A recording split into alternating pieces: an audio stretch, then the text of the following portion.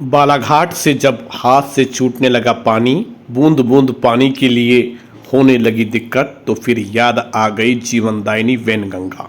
जी हाँ, बात पानी पर निकली है तो दूर तलक जाएगी और रेत तक पर आके अटक जाएगी। इस बात का भरोसा रखिए, विश्वास रखिए कि जिस तरह से हमने वैनगंगा का दोहन किया, अब वैनगंगा हमें हालात दिखा रही है। प्रशासन कहता है कि 31 जुलाई तक बालाघाट अभावग्रस्त क्षेत्र है, जिसके पास वैनगंगा और उसकी कई सहायक नदियां हैं।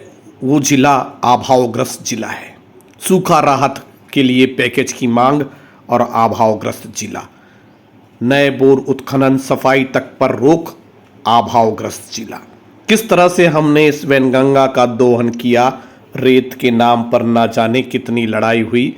हर कोई जनप्रतिनिधि बनने से पहले रेत के लिए जननायक बना, और जैसे ही जनप्रतिनिधि बना तो इस सफ़ेद खेल में शामिल हो गया। चाहे विधायक हो या सांसद हो, चाहे वर्तमान हो या पूर्व हो, यह कहते कोई गुरेज नहीं है। जनता कहती है, पब्लिक जानती है कि रेत का खेल बालाघाट जिले में बहुत बड़ा है।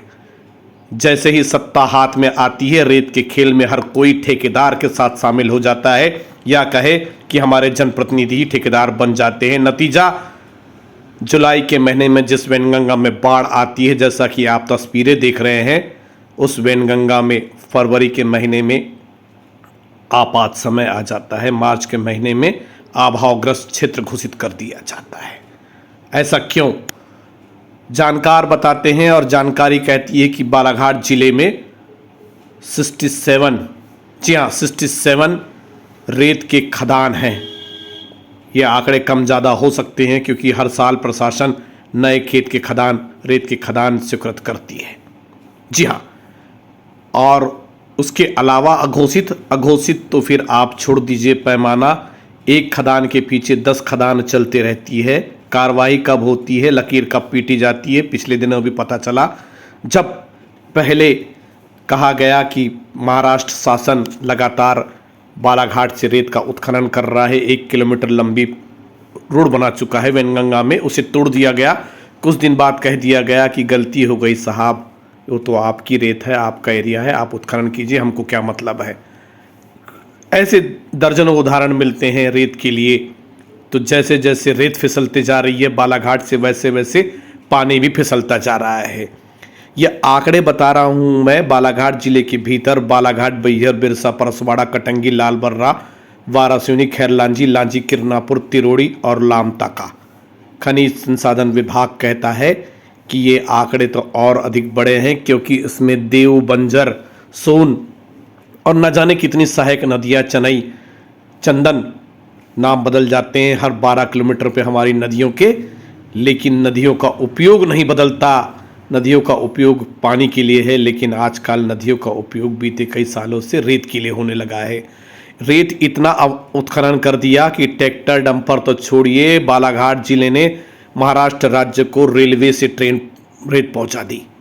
अब पीटे लकीर होत का, जब अभावग्रस्त क्षेत्र घोषित हो गया। समय अभी भी है संभलने का, वरना समय वो आ जाएगा जब वैनगंगा तो होगी हमारे पास, बारिश के समय पानी होगा, और बाकी समय तस्वीरें कहती हैं कि सूखी होगी। कुछ स्थानों पर पानी रोका गया है। पूर्व के जिला कलेक्टरों ने कोशिश की कि बालाघाट जिले में 11 रॉक सॉइल स्टार बना दिया जाए, मतलब जो बड़े बड़े पत्थर है वहां पर बांध बना दिए जाए छोटे छोटे, ताकि पानी रुका रहे। लेकिन जिला प्रशासन की बात न कारखाने में तूती की तरह पड़ी रह गई। जब बड़े जिम्मेदारों ने कहा कि साहब इससे तो रेत का उत्खनन रुक जाएगा, फिर क्या होगा, लाखों करोड़ों रुपए कैसे आएगा, चुनाव जीतने के लिए राशि कहाँ से उगाही की जाएगी, जो चुनाव में खर्च किया है, जो ज़मीन बेच के चुनाव लड़े हैं, उसकी भरपाई कहाँ से होगी, रेत से होगी। छोड़िए इस बांध को, आप तो पहले रेत का जुगाड़ कीजिए। जी हाँ, ये बात बहुत पुरानी नहीं है, बहुत कुछ साल पहले की है, जब तत्कालीन कलेक्टर दीपक आर्य बालाघाट की स्थिति वैनगंगा को देखते हुए 11 किलोमीटर पैदल चल जाते हैं और पूरा अमला चलता है। कहते हैं साहब बड़ी कार्रवाई कर रहे हैं। लेकिन जल संसाधन विभाग भोपाल कहता है कि इसके लिए पैसा नहीं है, पैसा हम वहाँ खर्च करते हैं जहाँ से हमको रेवेन्यू मिलता है। मामला कागज़ की टोकरी कचरे के डब्बे में चला जाता है। लेकिन अब क्या होता है, जब याद आती है उन बातों की तो समझ में आता है कि बालाघाट से रेत स्लिप हो गई है, अब पानी भी स्लिप हो गया है, अभावग्रस्त क्षेत्र घोषित हो गया है। अब बालाघाट में पानी नहीं है। वो दिन दूर नहीं जब पड़ोस के बुंदेलखंड और बघेलखंड जैसी स्थिति बन जाए। आज किसानों को रबी लगाने के लिए रोक दिया गया है, कल कह दिया जाएगा कि खरीफ में भी पानी नहीं है, क्योंकि रेत नहीं है तो पानी रुकेगा कहाँ, पानी आएगा तो बाढ़ में तब्दील हो जाएगा और कुछ महीने बाद सूख जाएगा, क्योंकि रेत नहीं है। रेत पानी को रोक के रखती है, मिट्टी पानी को सोख लेती है या बहने के लिए रवाना कर देती है।